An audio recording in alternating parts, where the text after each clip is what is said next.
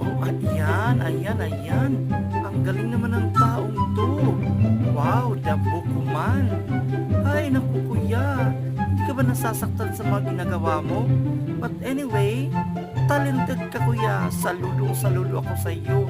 Ang galing naman. Ang sakit siguro niyan. Oh, tingnan nyo naman.